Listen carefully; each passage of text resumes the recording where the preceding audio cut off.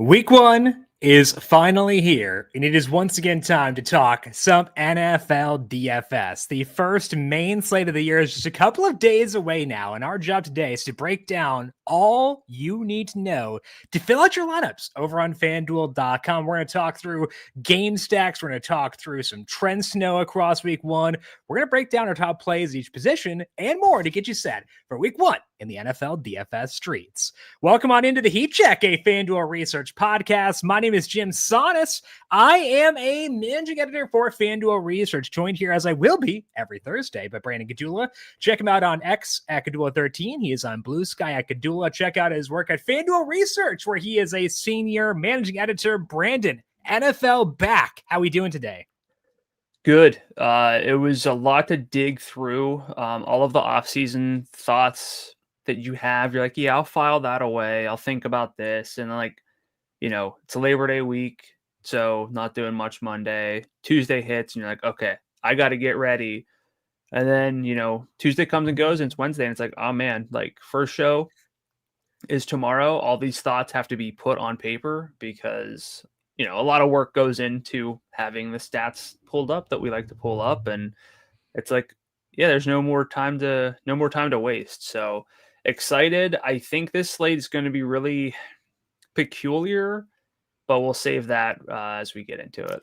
Peculiar because there are no Eagles, there are no Chiefs, There are no Chargers, there are no Bills, no Ravens, because Sunday night no longer on the FanDuel main slate. Stabbing me in the heart. Come on, guys. Harsh, really harsh way to start the year for that. But a lot of the key teams are off the main slate for this week. Despite that, I was going through my notes position by position, and I was like, I can't stop writing names down because there are a lot of plays I want. And I'd rather have that than not enough plays, but it's a lot to sort through. And we kind of have to still identify okay, I can be picky. And I think that's a nice freedom to have, but also it means I got to whittle things down, which is not an easy process by any means. Yeah. You usually get that. I'm sure if we went back and listened to week one for our every show that we've ever done in week one, you kind of feel like, there's too many names because, the salaries get set, roles get established. We kind of learn some stuff, but frankly, I keep wanting to get ahead to the slate overview stuff, but I'll save it.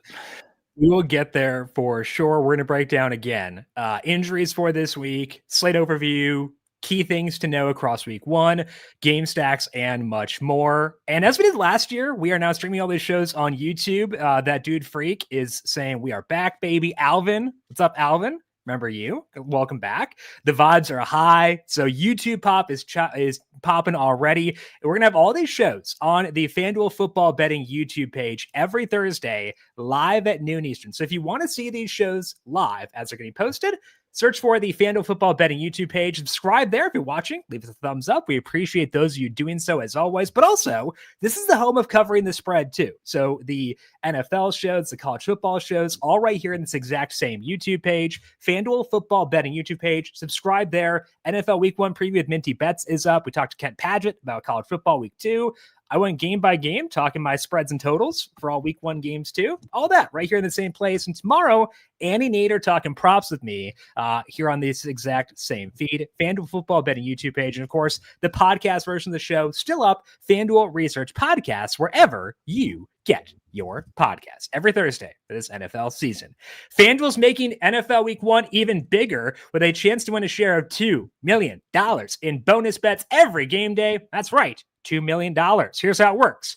Opt in and place an anytime touchdown bet on any NFL Week 1 primetime game, including tonight's matchup if you're watching on Thursday, using your profit boost. And if the player you pick scores either the first or the last touchdown of the game, you'll earn a share $2 million in bonus bets. First touchdown, you're in. Last touchdown, you're in. Both, even better.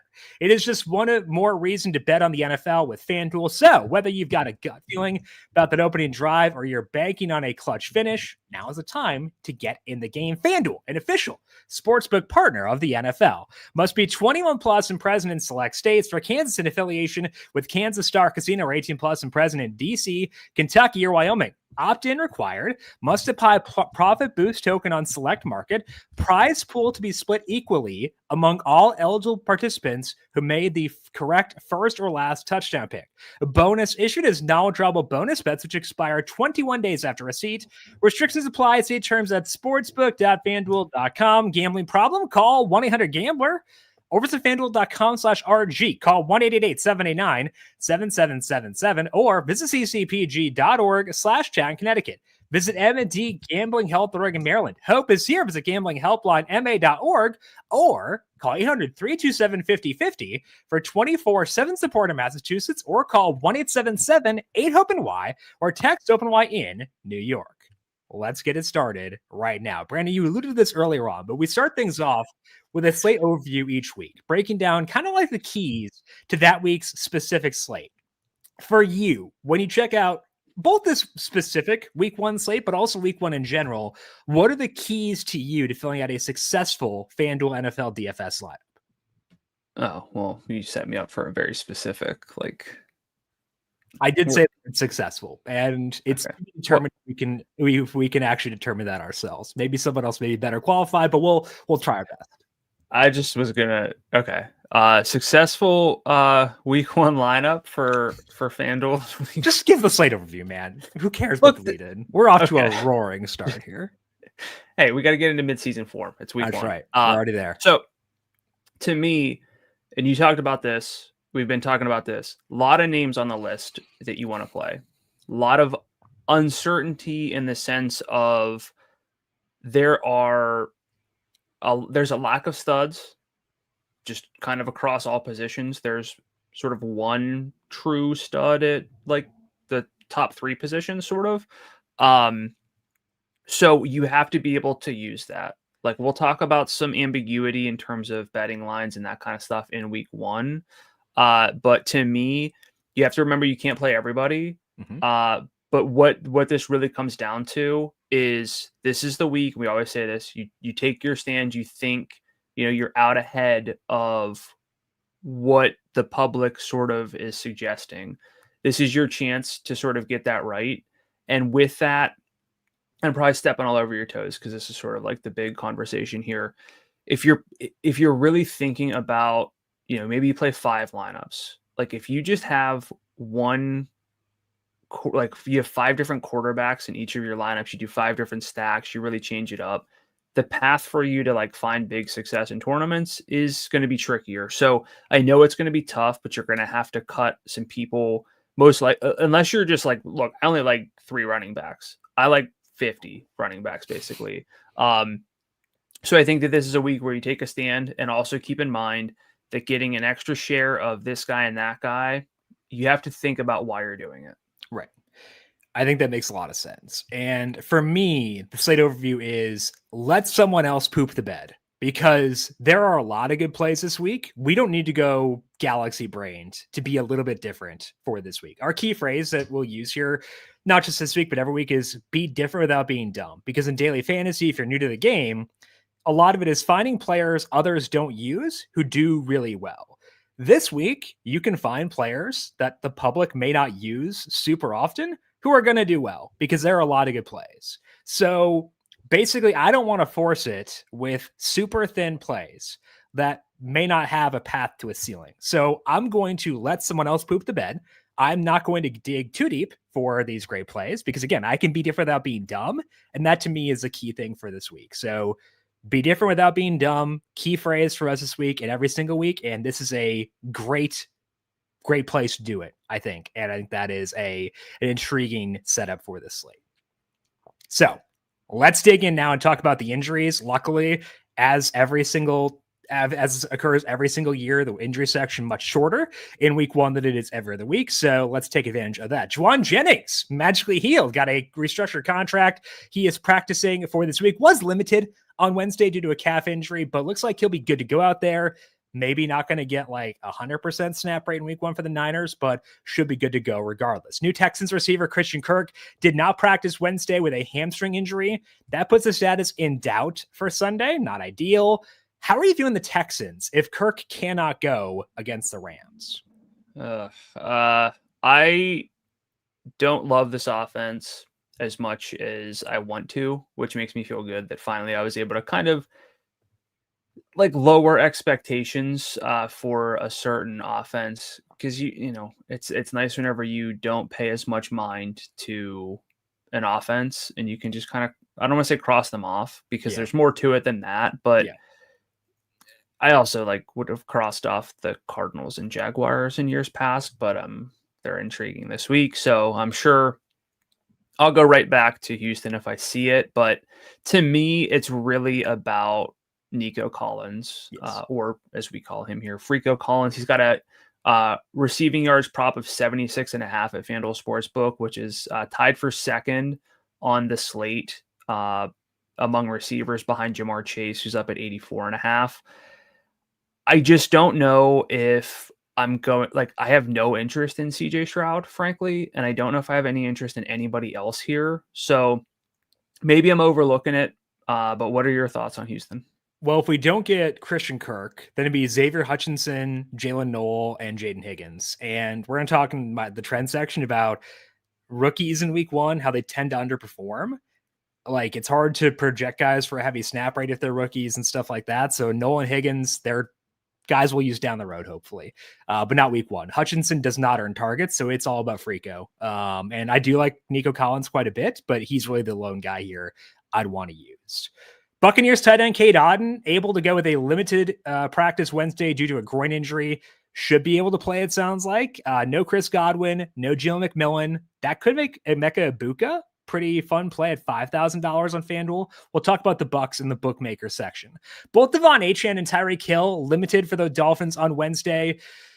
Achane has a calf injury. Hill is, I think, dealing with an oblique. Could just be dealing with a bad mood. I don't know. Are you willing to give the Dolphins a swing against a pretty rough Colts defense? So this one's indoors. That's really appealing for a speedy team. But all of the vibes for the Dolphins this offseason are not good. Like, there's a lot going on. And this is one of those opportunities where being different isn't necessarily, I would say, being dumb, because Devon Achane at his peak health is pretty much a fantasy football game changer. We know Tyreek Hill can be that guy who, I didn't have Tyreek. He went for 178 and 2 touchdowns. There is the injury risk. His receiving prop for Tyreek Hill is at 68.5 on FanDuel Sportsbook. Devon Achane actually, like, not his rushing plus receiving is up at 96.5. So I think there's a lot of expectations that he's good to go. I know that there are a lot of there's a lot of rumblings about his red zone role, I think is fair to say. It wasn't great last year. It was like, he was in with some names. He had a 33% red zone opportunity share, so all of the carries and targets. That was like in the Najee Harris, Tony Pollard. I know James Cook and Jahmyr Gibbs scored 1 billion times, but it was like that range. And you don't think of those guys as like go-to red zone options. So, Ollie Gordon's lingering. There could be some weird stuff going on. I still think there's enough potential on the high end to like both of these guys to a degree, but I would actually prefer Tyreek Hill to Devon Achane myself. I will like Jalen Waddle at $5,500 in this game, because I think the Colts defense is not good, nor is the Dolphins. So there's like some shootout potential, some like dumpster fire shootout potential in this game, I would say. I think that I will probably have a non-zero number of like Tua Tagovailoa, Tyreek Hill, Jalen Waddle teams. Because like vibes be bad, as you said, but also that doesn't always translate to week one. And it's a good matchup. They're indoors, so I'm going to give them a swing. I did bet the Dolphins money line too. It's very possible this all makes me look incredibly stupid and ages extremely poorly, but I'm willing to at least give it a look this week, given that like we know with no Jonnu Smith, market shares will probably be pretty concentrated around Hill and Waddle. Tua can put up big games for daily fantasy without rushing, because the passing, we had a 3-yard bonus on FanDuel, which is added last year too. So I'll give it a swing. I don't feel amazing about it, but I think it's worth it for week one. I think, and this could have also been a slate overview conversation, but this is not a full main slate. We lost the Sunday night game, of course, but we're also dealing with a Friday night game as well, right, even though there's no bye week. So it's not as small as it could be. But there are 5 games with a total of 43.5 or lower. A couple games that you're not really going to be interested in, just in general. So like that, the really stackable game sample size this week is pretty small. And this does feel like one of those games that is weirdly like 35-28, just because there's some weird stuff going on for both teams. And like, we pretty much know where the ball's going for both sides, more or less. Jonathan Taylor's got a great, his scrimmage yard props at 94.5. So like, that's interesting. He could score a bunch.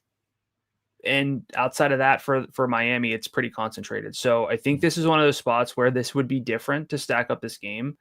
And I don't think it classifies as being dumb by any means.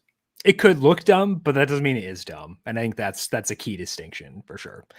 Jaden Ray didn't practice Wednesday with a foot injury for the Packers. It sounded like he had a Jones fracture, which is usually like borderline season ender, but he's going to try to play through it. Didn't practice Wednesday though. Dontavian Wicks limited in practice. Packers are a nightmare with target distribution. If we take out Reed though, and we take out Christian Watson, add in Matthew Golden, that could make things a bit less of a nightmare. Are you interested in any Packers pass catchers, given they do have some injuries already at receiver?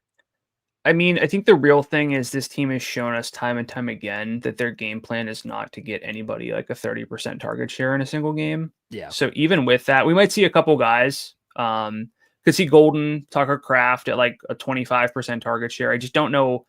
I wish I had this pulled up. I just thought about this and I could probably figure it out relatively quickly. But like, what was the in-game target high for like a Packers pass catcher last year, basically? Dobbs had like an 11 target game, I think. Like that's not amazing. It's not huge, and also it was like an extreme exception. 13 for Wicks in week 4, which probably was like 3 catches. Dobbs had 11 in week 17. I don't remember that at all. Yeah. He had 10 in week 7. So there were 3 instances of double digit targets last year. Yeah, like and maybe this is Matthew Golden, he graded out really fast. I know people aren't quite sold that he's as fast as like his 40 time. Tucker Kraft got to over 60 yards in 4 games. He got up to 88 in 1 game last year. Like that's fine. He, 86% snap rate last year for Kraft, 76% route rate. I think he's interesting, but as far as loading up on this team, loading up on a Jordan Love situation, I'm not really there, but this is also one of those games that I think a lot of people are going to feel somewhat similarly. The other side of the ball, dealing with new coordinators, et cetera. There's a lot of divisional games on the main slate. I kind of feel like the ceiling, if you're going to get strange, is there for like the Tyreek Hill, Jalen Waddle. Tyreek Hill, Jalen Waddle, they're actually healthy this year. Tua is ready to rock, that kind of thing. Versus, Matthew Golden went for like 135 and 2 touchdowns in his like debut. I would rather go with the Dolphins, I think. I agree with that. I think Kraft is the only guy I'm like kind of interested in here with the Packers, given the low salary at tight end. Even Josh Jacobs. He's fine. I think they're a lot better plays at running back. I agree, but his props are great. 93.5 scrimmage yards and minus 170 score. Tied for second behind Bijan on the slate. So yeah. Perfect name of a guy we would overlook, so I wanted to shout him out. Yep, it's fair, for sure. Okay, let's take a look now at some game stacks for week number 1 in NFL DFS. What we do here is we take 3 separate games that have higher totals, preferably tight spreads, and games we may want to load up on players on both sides. So a game stack is if I use Baker Mayfield with Mike Evans, I run it back with Bijan Robinson or Drake London, stuff like that. That to us is a game stack, using players on both sides within a single lineup. Let's begin things here with the Buccaneers at the Falcons. It checks a lot of boxes for stacking.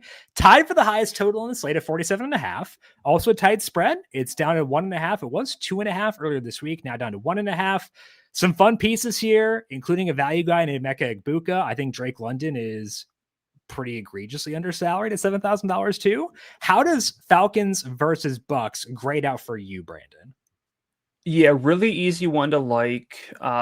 I never love divisional matchups. It is week 1, so there's some new wrinkles you can throw out there, but still there's like a lot of tape, a lot of familiarity that is something to deal with. And actually all three of our bookmaker games are divisional matchups now that I realize that. But last year, these matchups ended 36-30 and 31-26, pretty high scoring affairs. Definitely something to like there. That Thursday game was fun. Emeka Egbuka is really interesting. Of course, you're going to hear that name a ton this week if you haven't already.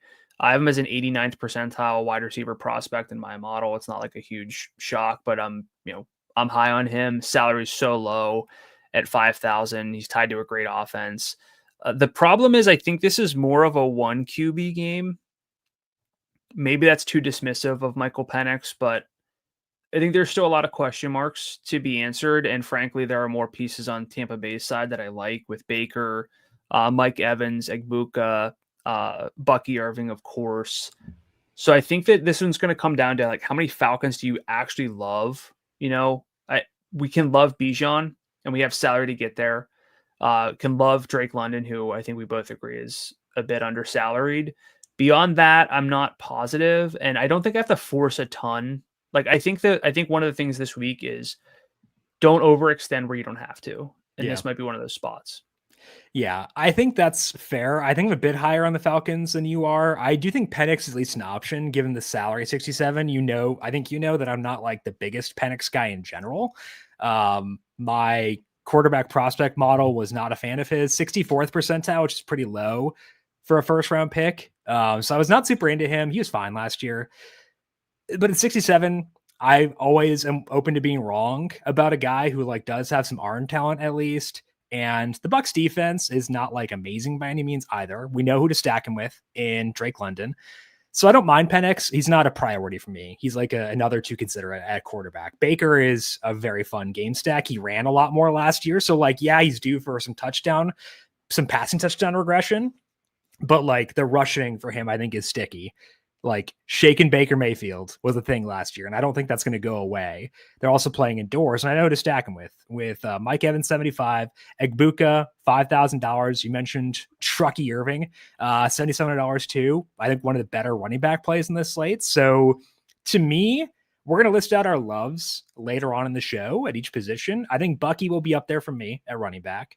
I think that Egbuka will be there at receiver. I do like Evans as well at 75. London will be a love for me at $7,000 too. So I've got loves on both sides, and I feel okay with that given, again, it's indoors. Neither defense is very good. We saw them play weird, chaotic, funky games last year. Pretty concentrated shares on both sides too. So if you give me one game to stack this week, it's going to be this one. Yeah, I mean, you're such a big offensive line guy. Are you worried about Atlanta's offensive line going into this matchup, and how much? I mean, McGarry's a pretty big loss for them, given that like Penix is a lefty, so McGarry is like his blindside protector. That's a loss for sure. Buck's defensive line is never like something that scares me a ton. Vita Vea missed practice Wednesday. He misses practice a lot. Like he's one of those guys where he'll sit out practice all 3 days and still play. So I'm not. He could still very well play.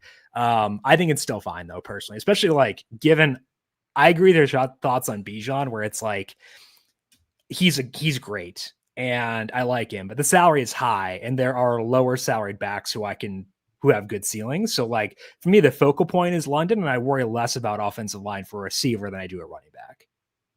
Yeah, and I know I'm just going to be referencing FanDuel Sportsbook props all season, but especially week 1 where I think it's a very good, if nothing else, shortcut to help with some DFS, a lot of work being done.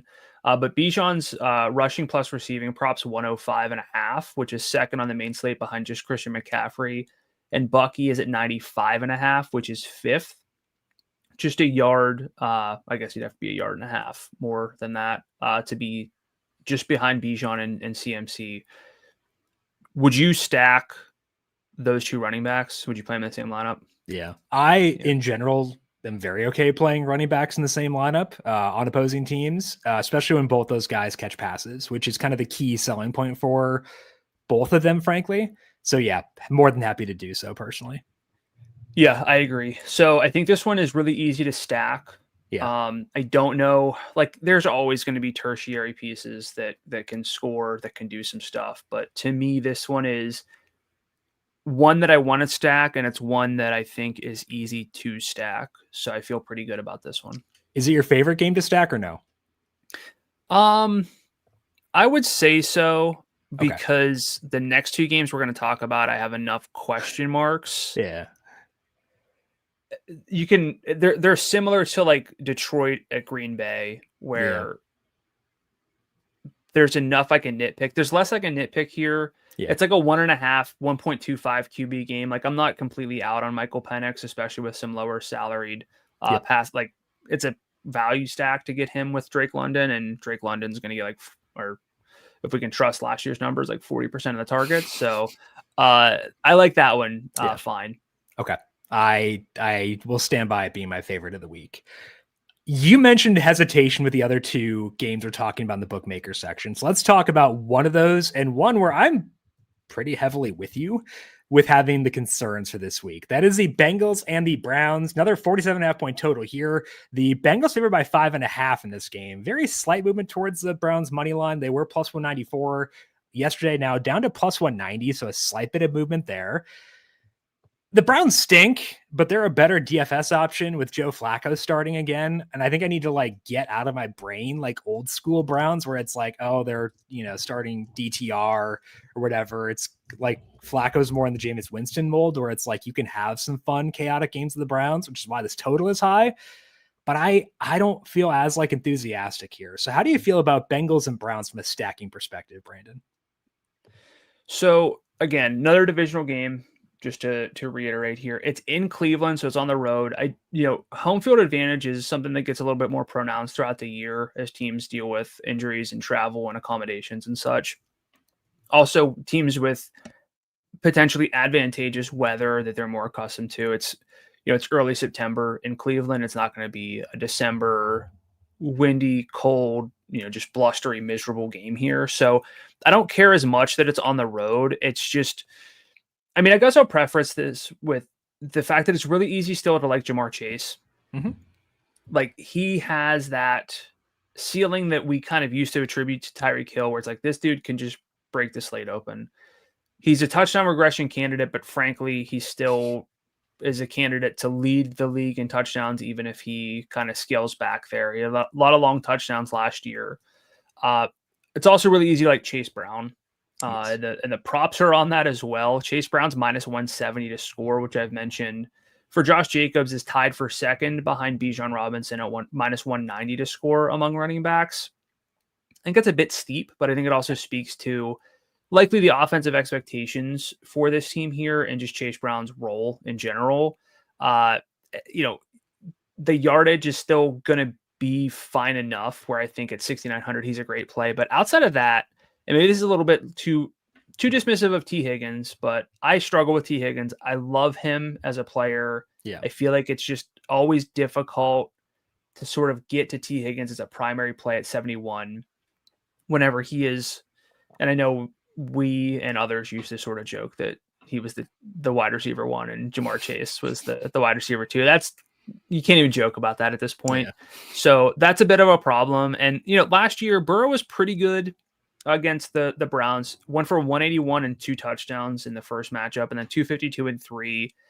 I'm not sure though if this is like the 4 or 5 touchdown, 400-yard game. It could be, and I think that there's enough to like, enough reason to think that could be the case. That we, definitely more than consider him. Like, it's not a cross off. It's just, then you look at the other side of the ball. There's some guys you're like fine with, and I think that's where things fall apart. You got to sell yourself that the Browns have enough of a pulse. That's not exactly always true. Right. And in week 1, there's a lot of uncertainty. If Cincinnati goes out and puts up 49, it's just not going to matter what the Browns do. Right. But as a process, you kind of want to feel like there's enough pushback, and I'm not totally sold, even with Cincinnati's defense. So that's kind of where I am. What are you thinking here? Pretty similar, frankly, where Chase Brown is like the best play in this game, but also I would argue one of the best running back plays in the entire slate, just because the salary is so low at 69. Like, that should be a good amount higher. I know that like he didn't have blow up games necessarily last year after Zach Moss got hurt, but he had like the building blocks for a blow up. It's a fun phrase to say. He had a good number of games where he didn't score, but had like 100 yards from scrimmage. And like, if you get both those stacked together, that's how you get like a sick game for DFS, especially at this salary. So the building blocks for upside are there, and I adore him. Kind of with you on T. Like, I prefer Drake London at 7,000. T's 71. I like that game a lot more. I like, frankly, London's market shares a lot more. So there's that. And then you mentioned the bring back concerns. Like, Jerry Jeudy's fine at 62, like, but he's fine. And there are some receivers with lower salaries who I like more than him. And so, like, I could see myself tossing Jeudy in some like Chase Brown lineups, but like Burrow at 8,000, like, yeah, he's worth it because like he can have that 5 touchdown game. I don't know, man. I just like, I guess like the one counterpoint is part of the concern for me maybe is we've had this thing where the Bengals will come out slow every year, and like they did play their starters in the preseason this year, which is different. So like maybe that's sticking in my head too much, those past concerns. I do think it matters if teams play their guys in the preseason, and they did. So maybe I'm too stuck on that, but like I just feel very meh about this game. I think the total like being high does not like super draw me in. So I just feel very meh about this game kind of across the board. I think, and we'll talk more about this for the next game because there's one sort of game-breaking quarterback on the slate in Jaden Daniels, and you're betting against. All right. Okay. So you're betting against one guy kind of rushing his way and passing his way to a massive game. So if Burrow goes for like 280 and 3, he might be the QB1. Yeah. If there are some, hiccups for the Commanders, who really were phenomenal last year, but played, I would say, above expectation. A lot of stuff went their way. They're a great team. Yeah. But we'll talk more about that. So you're really only betting against the one quarterback, and Burrow's salary at 8,000 is very easy to get to this week due to the value at other positions. I think the biggest thing for me, and might sound a little hypocritical, is everybody loves Jamar Chase. Everyone has the salary to get to Jamar Chase. People, based on what I'm sort of seeing and sussing out, is that people aren't that into T. Higgins by comparison. Yeah. And one of the easiest sort of swaps you can make is to play T. Higgins. Yeah. Instead of Jamar Chase or with him, because even if Jamar Chase has 100 yards and a touchdown and T. Higgins has 80 and 2, stacked with Joe Burrow, that's awesome. Right. So I think that T. Higgins mostly makes sense as a contrarian play. It's not like I'm out on him completely, just not going to really build around him as a primary play. Love Chase Brown, so I'm with you there. It's really just the other side of the ball that, we have Jerry Jeudy. It's fine. It's more of a, well, I'm playing the Bengals, so I'm bringing it back. David Njoku, it's, fine. Yeah. Probably a little bit better than fine. And then Cedric Tillman at 47 is reasonable. If you want to go for like a mega stack here, you get Burrow, you get Chase, you get T. There's not a lot of salary elsewhere for like this game, honestly, but Tillman, I think, makes some sense, but he's game stacks only for me at this point. So it's fine. I don't love it. And we still have not had to like stack them up both sides. By comparison, the first game we talked about, the Bucs and the Falcons, much more in that bucket. So it remains my favorite game on the board. So we agree on the Browns and Bengals. Let's discuss a game we might disagree on a bit more. That is the Giants at the Commanders. Right now, FanDuel Sportsbook, this total sits at 45.5, so lower than other games. Spread's at 5.5, so like it doesn't really make the sense to like put this in the bookmaker section, but I actually like it quite a bit. I have this total at 51.3, which is highest of the main slate games. Got some interesting pieces on both sides, including Jaden Daniels as a quarterback. So what's your view here of Commanders versus Giants? This is bringing me back to last year where we always liked Jaden Daniels, but the stackability was a bit of a concern Terry McLaurin ended up having a really good year, but scored so much that you have to kind of wonder if that can continue. The math says it won't. The yardage for him was, fine. He had a couple 100-yard games early on, then kind of it scaled back a bit later in the season. And I don't know if I really want to load that up too often. I don't want to say his ceiling is like, what was his highest score last year? It's probably pretty decent. He popped off probably once, but 23.3. Yeah. Like he can get you 20. Is he going to get you 30? I don't know if he's ever going to get us 30 unless things really change. Right. So that's where I struggle. And yes, you're playing Jane Daniels in large part due to the rushing.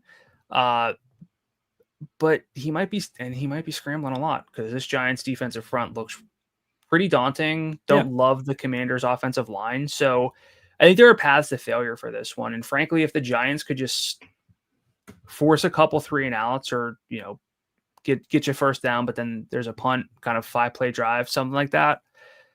Honestly, they could try to milk the clock here. I do have concerns about this one. So I know you're higher on it. Sell me on this one. I think it's because the Giants defensive line is sick. Their secondary is not. So if they can just kind of hold up and hold the line and allow Daniels to get rid of the football, there is a lot of upside in what they could do there. I agree with you about the offensive line concerns. Laramie Tunsil didn't play amazing last year with the Texans. He was traded due to weird locker room chemistry stuff, which is never amazing for a guy, a position that should be the leader on your team. That's kind of concerning. No Sam Cosmi. He's on PUP for the Commanders as well. I think he tore his ACL in the playoff game, which was tough. So I get it for sure. But also again, the Commanders offense can do work through the air against this team. And a lot of the reason I like this game is I think that the Giants offense is going to be fun. I'm not going to say they're going to be good. I think they can be fun because Russell Wilson is not incompetent. And that's kind of what the Giants had at quarterback last year. And the infrastructure around Wilson isn't terrible. I think Brian Dable and Mike Kafka are pretty good, offensive minds. Go Cats. And you've got Malik Neighbors. Wan'Dale Robinson is not a Jim kind of player, not me. But he's solid. And I think Theo Johnson's pretty good too. So I think we'll see life out of the Giants offense, and that can give us pushback. So that's kind of the key selling point for me is there are paths to this game being a little back and forthy. I think that's pretty intriguing personally. Did you say Wan'Dale Robinson's viable? No, but not for DFS. He's a solid NFL player. Okay. I didn't even think you'd get there. So okay. I wanted to give you credit for kind of in your own way putting over Wan'Dale Robinson. I appreciate.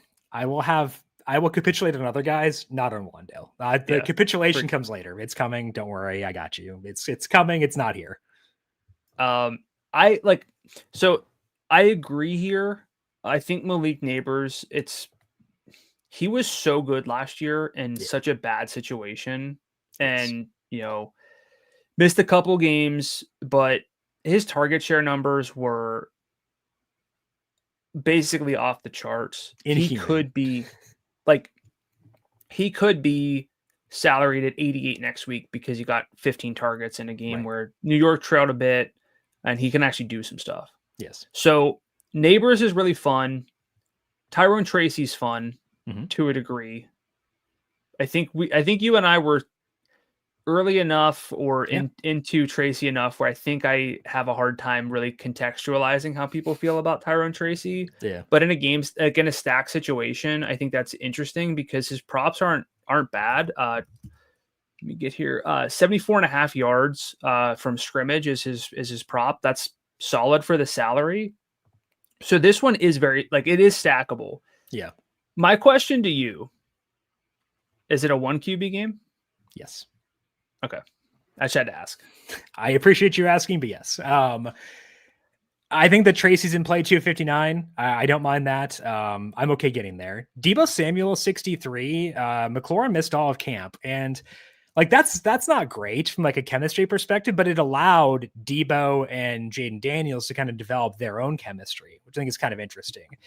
I know that Debo had a terrible year last year, but he also had bleeping pneumonia at one point. Can we remember the fact that a wide receiver was in the hospital for pneumonia in the middle of last year, in addition to having a calf injury that lingered all year? Like, I don't want to write him off at 63. So, like you talked about McLaurin being tough.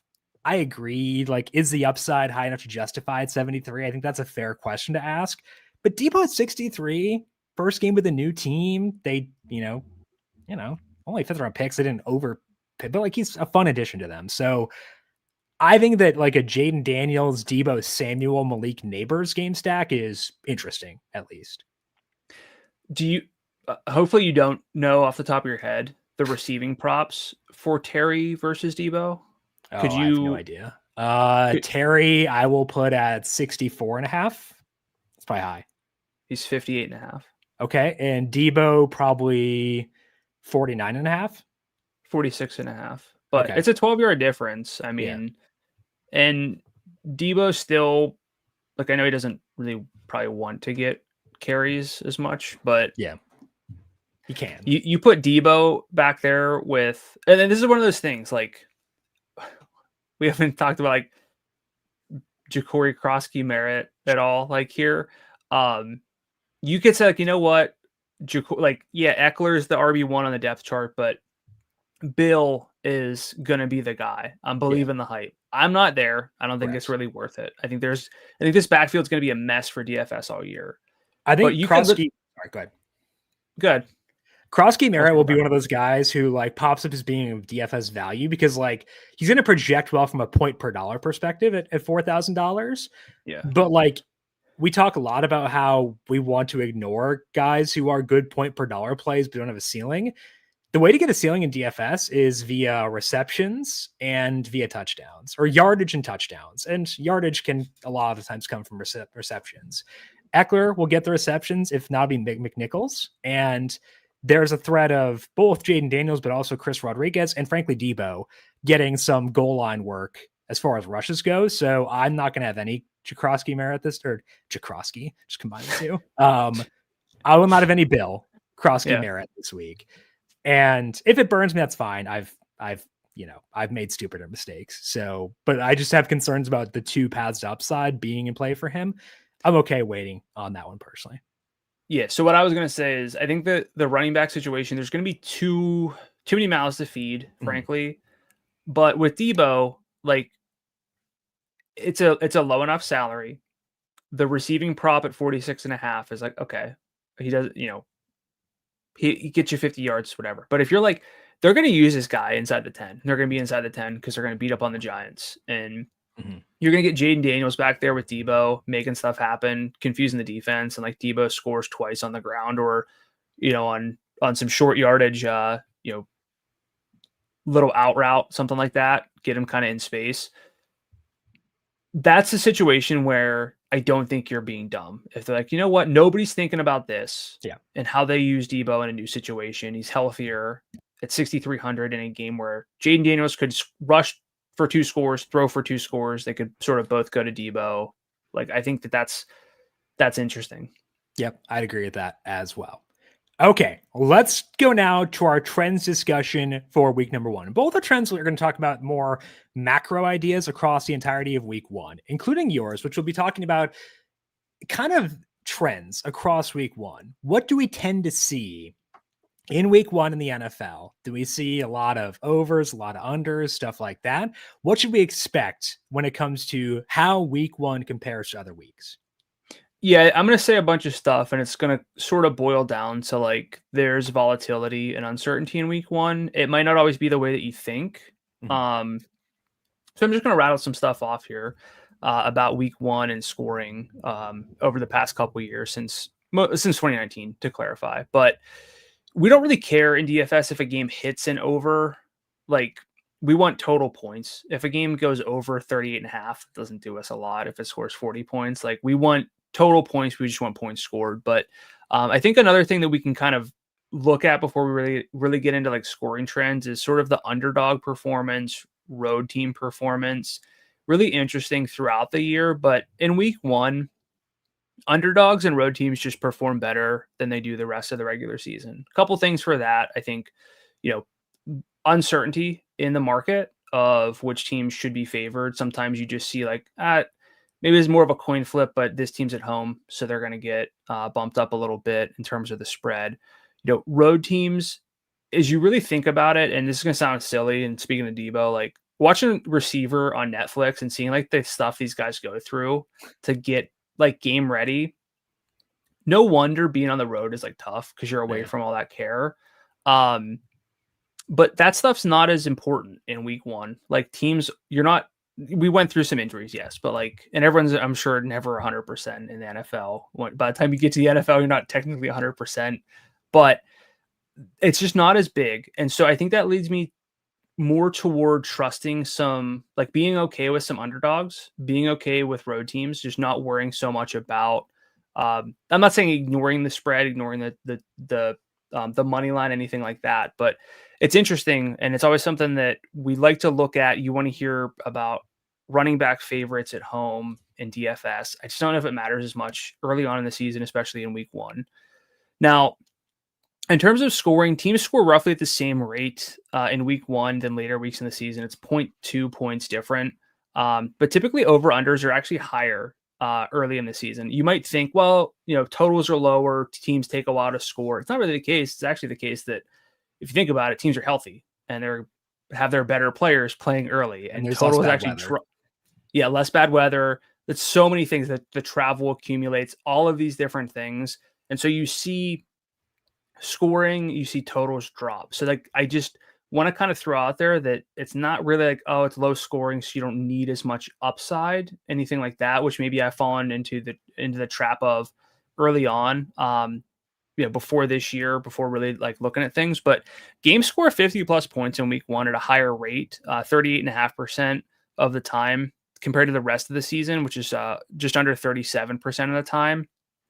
But it's kind of like a sort of average scoring week from a 50 point frequency. It's about 7th. So it's not like we see, everyone goes off in week one. We would remember that, but it's also about the same rate of games that score under 40 points. So it's really no different. I think the real variance, the real difference that comes in is like home field advantage isn't as big. Travel doesn't matter as much. Teams are healthy. They have their ability to stick to like their game plans early on. They're not necessarily changing things after, someone gets hurt, changing stuff in week 2, something like that. So if I kind of just boil it down, we can largely trust the totals to be solid, maybe a little bit less so that the implied team totals. So if you do the little math, take out the spread for 4 teams, you can figure out how many points a team is expected to score. So maybe you trust that a little less because the lines themselves, the spreads themselves are a little bit off, but it's not really like the totals that, oh, you know what, actually Pittsburgh and New York, the Jets, that is like this should have been the highest total game. Though we're getting to that, it just might be like we don't know which team to sort of side with. It is interesting. So basically, like road teams tend to outperform their implied team totals more often. Home teams have their 3rd worst week relative to implied team totals in week 1. So again, kind of just the home teams get a little bit inflated. I think is the real thing, and there's probably a little bit of interesting on the other side of that with the road teams. So couple road teams in action. We talked about some of these already in some capacity, but we've got the Bengals, the Bucks, the Cardinals we haven't talked about yet. The 49ers going up in Seattle early in September is interesting. More interesting, though, is Detroit going to Green Bay in September and not later in the year. Carolina as well. I like the Jaguars game. We'll talk more about Carolina throughout the show, but you're super clued in to the betting lines always. How do you use week 1? Like, how does it differ for you in week 1 compared to the rest of the year? Yeah, I think that I'm more willing to think that the market might be off. I guess like a lot of times if I'm super off market, I will ask, what am I missing? And I don't ask that as much for week 1 as I might for other weeks due to like the volatility. And sometimes I know the answer to what am I missing. Like with the Dolphins, with betting the Dolphins money line, it's like, I know what I'm missing. I know that it's like, I can't put vibes into the model. Like I can ding them, and I have for like offensive line stuff, but like, I don't know. There's no vibes toggle. Like sometimes wish there was, but like there's not. So I am more willing to like say, I think that I'm right here and kind of like take a risk based on that. That could also lead to like, some stacks in the Cardinals Saints game, because I'm pretty far above market on that total as well. The Cardinals already kind of banged up weirdly defensively, like from the offseason, they had some injuries there. Saints may have some injuries on defense too. I think the Cardinals offense is good and will put up points, and the Saints have low salaries on Alvin Kamara and Chris Olave. So I'm more willing to just say like, no, I'm okay betting against totals this week, or betting against, betting on the Dolphins, despite the fact they are technically slight dogs this week. It just kind of like gives me, I guess, more confidence in saying, I think I'm right in this and acting appropriately for DFS, if that makes sense. Yeah. And we use lines constantly for this. And it's not like, I always would think scoring's down, teams aren't really clicking yet. It's really like, again, teams are healthier. Home field's not as important. The weather's not as bad. The rest factor. So if you think like, hey, I like the 49ers. Their schedule is so easy this year. They're not totally clicking, but there are a couple of 49ers who could really bust open the slate. And like, just because they're on the road, like that doesn't matter as much. So if this is one of those, you look back, it's week 4. It's like, boy, remember when this was the spread for the 49ers against the Seahawks, and now the 49ers look like one of the best teams of football, that kind of thing. This is where you can take that stand. You learn a lot from, early on, but it's one of the biggest things I think in week 1 that we can take advantage of is the road teams having a bit more juice to them than potentially down the line. For my Shake and Baker Mayfield lineups, I will happily take that for sure. Other trend we wanted to discuss this week is how rookies perform in week 1. We know we've got some rookies who are in play. Mecca Ibuka, we already talked about Ja'Cory Merritt, but there are some other guys too. Ashton Genty, Tyler Warren, who could be in play. We talked about rookies last year, how we need to temper expectations for them. And that kind of helped us avoid some letdowns. So I wanted to circle back and discuss it again. So if you look from 2021 to 2024, which is the time the NFL has had a 3-game preseason, there have been 9 rookie quarterbacks who have had at least 15 dropbacks in week 1. And only one of those guys had more than 21 FanDuel points. That was Jaden Daniels last year. So really only one rookie in play this week, which is Cam Ward. Probably weren't going to use him anyway. Don't need to worry too much about quarterbacks. So we can skip past that discussion. If you look at running back, it's a pretty tough setup. Across this 4-year span, so again, 2021 to 2024, there have been only 7 rookie running backs who have played half the snaps in week 1. And that's important. You got to be on the field to score FanDuel points. So like only 7 guys have even played half the snaps in week 1 across that span. 11, or of those 7 guys who played half the snaps, only 3 scored more than 7 FanDuel points. So of the guys who did play, they didn't really do a whole lot. If you look at weeks 2 to 3, so a little bit further down the line, 11 out of 15 players to play half the snaps scored at least 7 FanDuel points. 6 out of 15 scored double digits, and 2 scored 18 plus FanDuel points. So things got a lot better at running back from weeks 2 to 3. And then if you look at weeks 4 to 18, 71% of running backs who play at least half the snaps scored more than 7 FanDuel points. 55% scored double digits, and 16% scored 18 plus. So the floors and ceilings for running backs all got better as the season went along. At receiver, there were 41 rookie receivers to play at least half the snaps in week 1. Only 4 of them scored more than 16 FanDuel points. None of them hit 20. 19.5% scored double-digit FanDuel points. In weeks 2 to 3, the double-digit FanDuel point rate was 29%, so up 10 percentage points. And the rate of 16-plus points was 12%. If you go from weeks 4 to 18, 24% double-digit rate, 8%, 16-plus point rate. So the floor for rookie receivers goes up pretty fast, but week 1 is definitely not elite there. And again, there is a selection bias there because we're looking at just running backs who play half the snaps. And there are guys who people might use this week who might not play half the snaps. Like, I can't guarantee Ja'Cory Merritt plays half the snaps for the Commanders this week. So, again, there's a selection bias, and even those guys who do meet that threshold underperform. I am still okay using the obvious plays who are rookies, the obvious values. Sometimes guys are just undersalaried based on their role, like Chris Godwin and Jalen McMillan, who's came out after FanDuel posted salaries for Emeka Egbuka. Like, that matters. But I do want to proceed with a good level of caution with rookies as a result of what we've seen in week 1. So what's your process with rookies in general, given the potential downsides discussed here? Yeah, this goes into, you want to be early on players. That's something that we talk about a lot. And we're going to learn a lot about usage in week 1 for guys who got great usage but didn't convert. However, there's a lot of guesswork in DFS early on, especially with rookies. What you have to think about is, okay, let's say you're right. What's the outcome? Like, do you think, okay, you got a great feel that Ja'Cory Krosky-Merritt is going to be the most heavily used Washington running back? Do you think that means he's got a 90% snap rate and is used like Christian McCaffrey or Bijan Robinson? Because that's not really going to be the case. Yeah. What's more likely is he got like a Brian Robinson role, 50, 60% snap rate, good red zone role, which I don't even know if that's going to be the case. Like, what are you going to get out of being absolutely right? That is something that you have to think about. And I pulled up StatHead, did a search for rookies since 2000 in week 1.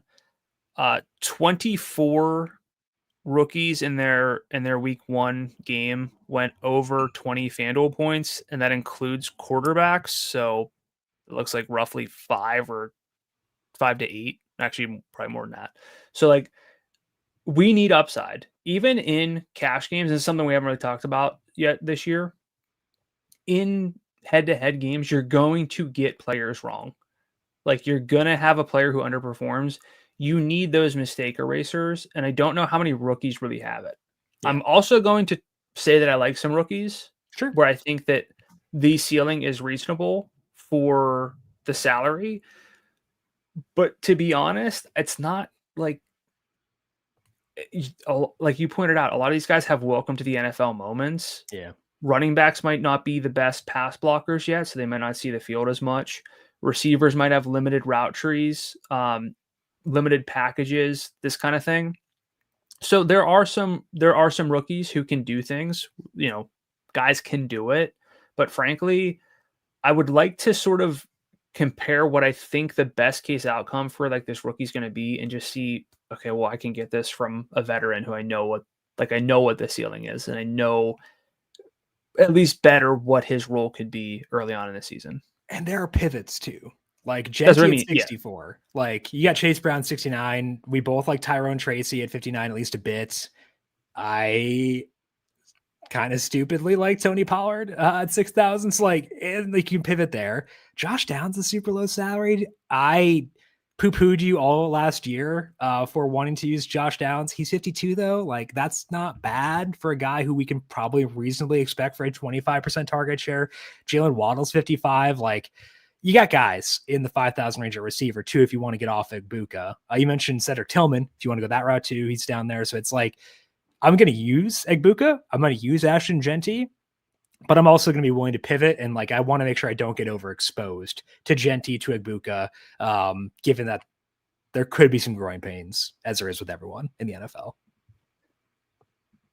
I'm just going to ask this because he's right near Ashton Genty. How do you feel about Chuba Hubbard? I'm not as into it. He got there based on like extreme volume last year, and now their backup situation is a lot better than it was. Like, I think Rico Dowdle is like a fine NFL player, and now Ike Ekwonu had an appendectomy last week for the Panthers, which is kind of concerning. Not super fun. So I don't hate Hubbard. I just am not like super jazzed about him personally. Yeah, I was just curious. Yeah. But I think like Genty is one of those spots where it does make sense though, because his prop is massive. He's got a scrimmage yard prop of 93.5 at a salary of 6,400. Like, they didn't draft him not to use him, but he could have a 60% snap rate. Yeah, I mean, Pete Carroll said he wants to use 2 running backs, so it's like, it's not a guarantee by any means. Like, and like he could have a good role and still fail. Like that's an option too. Like we could look back and be like, wow, remember when Ashton Jeanty had a scrimmage yard prop in week 1 of 93.5, and now he's just kind of like a running back in a sort of a committee, that type of thing. Mm-hmm. Maybe a better example is like in that same game, like Travion Henderson. Yeah. Who his salary's what? 47. 47. Mm-hmm. I'm always going to use a Y there. But Travion Henderson, so 47, and the scrimmage yardage prop is 64.5. Like, how much do we buy into that? Like, I also are taking notes and unders I want to bet as you list these things out. Like, I think it's really fascinating, and it's not, I don't know. Like Ramondre Stevenson has a rushing yardage prop of 41.5. Like he's probably not going to be irrelevant. So what's your best case outcome from Henderson? Let's say he gets 64, he gets 65 scrimmage yards, just goes over the prop. What's his touchdown prop? I have every game open, so I got to figure out where it is. But let's say he scores and has 65 yards. Do you actually have every game open? Yeah. That's sick. So he's plus 125. Like, okay, let's say he scores and gets 65 yards, cashes kind of both of those, just minimum. Is that enough even at 4,700 to get you like 13, 14 FanDuel points? At 4,700, you're not going to like pass it up, but is he going to get you 20? So you mentioned he's plus 125 to score. Is that correct? Yeah. Do you want to guess what my model has him at? Probably like 3-1. Plus 450. Okay. That's even with like, I think a respectable like 25% rushing touchdown share, because like Drake May will run. Stevenson is still there. And then a small receiving touchdown share too. So it's like, maybe I'm too low on him, but like, I don't know. I need to find some no bets. Like, yeah. I also, just because I found this, well, I'm just going to kind of veer off. In the Giants and Commanders game, this is just related to touchdown props. Nobody is minus odds to score. Yeah. That's also applicable to 2 other games on the main slate. Could you guess? Broncos, Titans. And Jets, Steelers? Yes. Okay. Like, that ain't great. That ain't great. Yeah, that's concerning to say the least. Less concerning is the weather for week number 1, because lucky for us, the weather is pretty smooth. There's only one game where there are wind speeds of 10 plus miles per hour. That's Cleveland for the Browns and Bengals. If you are a new listener, the way we kind of view weather is I get a little itchy once wind speeds get in the double digits, and I start to divest pretty heavily once it gets to like 13, 14, 15 miles per hour, because wind does matter a lot. It specifically impacts ceiling. It's harder to have like a huge game unless you're Josh Gordon in 30 mile per hour winds. So the higher the wind is, the more itchy I get. It's a pretty big factor in my totals model. Luckily this week, only one is going to be super noteworthy. That is Bengals Browns. Still okay with it. Personally, because both those teams do play and win pretty often. But another reason why I'm not as enthused about that game as potentially others are, potentially as the market is as well. All right, the time has arrived. Let's go now, position by position, over on FanDuel and lay out our favorite plays of the week. The new format we had for last year, which was really fun, is we go to each position and kind of scroll through the salaries and say, okay, let's lay out what our thoughts are on these guys. And then at the end, we'll list out our loves at each position for the week. So let's go to quarterback, Brandon. I'm just going to ask you, who's your quarterback 1 as things stand? Considering salary, considering everything else, who is your quarterback 1 for the week 1 NFL DFS slate? I'd have to be, are we talking like QB1? Who do I want to play the most in a head-to-head? If I give you one tournament lineup. Okay, that's different. Because everyone's going to play Jaden Daniels. Like, he's going to You're going to go where instead? So Jaden Daniels is going to be probably 20 to 25% rostered if I had to guess, because you have the value to play him. And that's about as high as you get on quarterbacks. Like quarterbacks are not 40 or 50% rostered ever. It's like they kind of max out at like 20. A couple guys get to like 22 to 25 sometimes. This sets up to be a week where Jaden Daniels is like in that range. So from a tournament perspective, I think where I go is Baker Mayfield.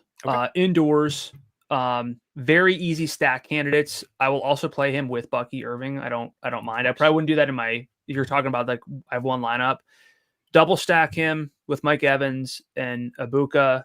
Very, very easy thing to sell yourself on. Bring it back with either Drake London or Bijan. It's, I think, the place I'm going first in this conversation. I think that Baker is firmly in the QB1 consideration. I think that it's him and Daniels kind of like in that bucket of guys I'm like considering as my quarterback one. And honestly, it might be just those two guys for me. So we're sticking with like the single entry tournament lineup. I give you one lineup. I think it's going to be for me either Daniels or Baker in that lineup. Like I think Burrow's also going to be popular. Okay. They have a super high implied total. It makes sense. Yeah. So like, again, if I'm going more sort of contrarian with it, I think it's going to be Baker. Yeah. I also could see Trevor Lawrence being that name, but that's probably more for a 3 to 5 entries. Okay. Than a single entry. So I'm going to stand pretty firm here with Baker in a tournament. In a head to head, I think I'll just get Jaden Daniels and not worry about it. Yeah. Because I can do that. I think that makes sense. Mid-range and quarterback is not great, I would say. Jared Goff, 78 outdoors. Not going to get there personally. First game with no Ben Johnson, no Frank Ragnow. Micah Parsons is there. I'm okay missing out there. Jordan Love, 76. Doesn't run a lot, so I'm not like the biggest fan of upside. Sam Darnold, no. Bo Nix does run, but not like the highest upside guy. The one guy in the mid-range I think is kind of fun is Kyler Murray. At 77, this matchup is, I think it's going to be really, I think the Saints defense is going to be just a dumpster fire this year. And I like Kyler a bit. Maybe they get him to run a bit more this year. And it's indoors. You talked about road teams not getting dinged as much early on in the year. Maybe Kyler benefits from that. I think like no Call of Duty out yet. The Call of Duty movie is coming eventually. Like maybe we to downgrade him more for that. I don't know. But like, I think that Kyler at 77 is someone I'm going to give a long look to, despite the fact that total is low at 42.5. Yeah. I think this one, we'll talk about his running back too. Just frankly, like once we get there, we kind of have to, but I got to jump ahead to the tight end conversation with Trey McBride he's going to be really popular for a good reason. To sort of combat that, if you play Trey McBride with, I don't know about this one, but they're going to get 55% of the team's targets if you add Harrison and McBride together with Kyler. Yeah. How many are going to be catchable for Marv? Is going to be the question, but at least two catchable passes to Marv. I think what you're doing here though is you could build this stack. I don't know if you have to bring it back with a Saint player, honestly, but you could start here and just go kind of chalky, which just sort of means like more optimal and popular players here. And I think by just having Kyler and Marv with McBride, you're being very different because I don't think people are interested in playing Kyler Murray. His ADP from a season-long standpoint is not anything outrageous, and people I think are just tired of Kyler Murray, myself included. I alluded to the fact that I want to write off Kyler and the Cardinals, and I want to write off the Jaguars, but I think I'm going to be on kind of both these offenses here. So I agree with you. Out of them, that upper mid-range, Kyler is the name that jumps out. If we kind of look below Baker. Yep. I think that's where I settle in. So we're intrigued there, but I do think there are some lower salary guys too. So if we look below 74, Tua Tagovailoa does get my attention in the maybe it sucks and I go down swinging and, I regret that at I'll go Eastern time for you. 1:25 p.m. Eastern on Sunday. Maybe I'm like, wow, that was stupid. And I can like close the slate, close all my FanDuel tabs and stuff like that. But like, I'm open to still trying it. I don't mind him. Low 7,000 range. Any names stand out to you? First of all, based on a very quick Google search, it looks like almost half of the U.S. population lives in the Eastern time zone. So don't pretend like you're just doing it for me. Yeah, almost half means that I'm talking to a majority if I ignore East Coast. Come on, yeah, that classic non-Eastern time zone that exists. Yeah, that singular one.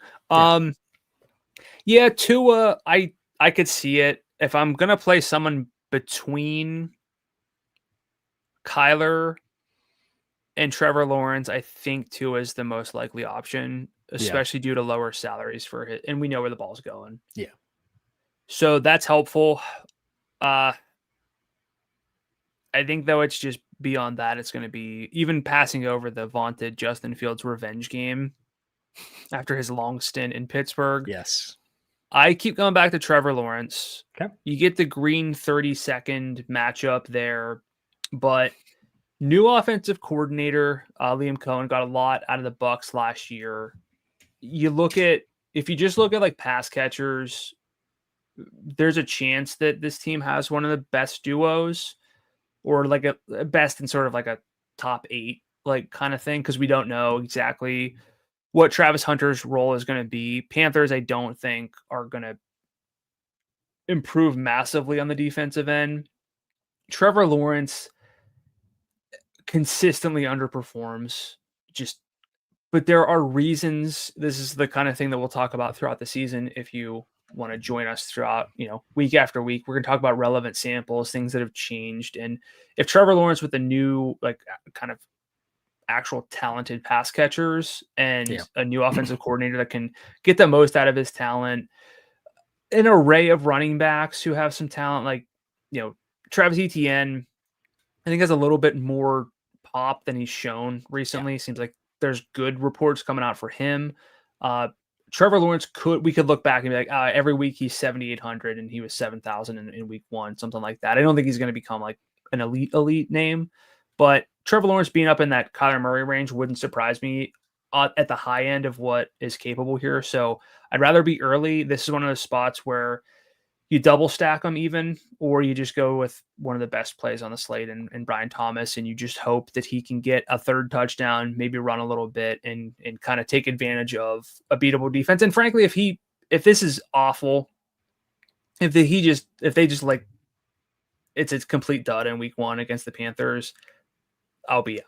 But for here, I'm at least a little bit optimistic. Yeah, I think you're talking me into Lawrence. He wasn't initially like super high on my list, but I feel like I need to give this game a bit more thought. Personally, maybe I'm not high enough on this game given how bad both defenses are. So I think that's a fair pitch for sure on Lawrence. The first guy I gravitated towards down here was actually Brock Purdy at 69. He's got Trent Williams healthy. He's got Ricky Pearsall, George Kittle, Christian McCaffrey. Purdy has more of a ceiling than you would think, just because like the passing yardage and efficiency is pretty good. Seattle's defense is much better than what Lawrence will face. And that's the one downside of Purdy, is the matchup for him is a lot tougher, but like, it's just a low salary for a guy who's shown a ceiling at times in the past. So I'm willing to give Purdy a ride. You're kind of swaying me a bit more towards Lawrence as being, maybe I should go that way instead, but Purdy's least consideration. I would be willing to consider Bryce Young as well. If Ike Ekwonu winds up, I don't think he's going to play. If he does play, I'd consider Bryce Young. And then Penix is fine at 67. Probably not going to get him in my player pool, but like he's worth mentioning at least. Thoughts for you on any of the below Lawrence guys? Purdy's on my list, although I feel like he used to yell at me for saying that Purdy had a bit of a ceiling. I don't think I would have with him. I have a lot of dynasty shares of Brock Purdy, so I feel like that influences a lot of how much I yell at you. Like, I have no Josh Downs, so I'll yell at you all the time for him. Okay. And that's why I yelled at you for Debo, like way back in the day. I had Debo in dynasty, so I yelled at you for that. So now it comes out. So if you besmirch Noah Gray, we're gonna have some problems. But Purdy, it's possible. I don't recall that though. I just feel like getting up over 20 consistently at a lower salary is something that you have to be okay with. Yeah. Especially whenever there's not, like if Jaden Daniels puts up 23 or even 25 and Brock Purdy gets you 22, yes, like that's the type of thing that matters.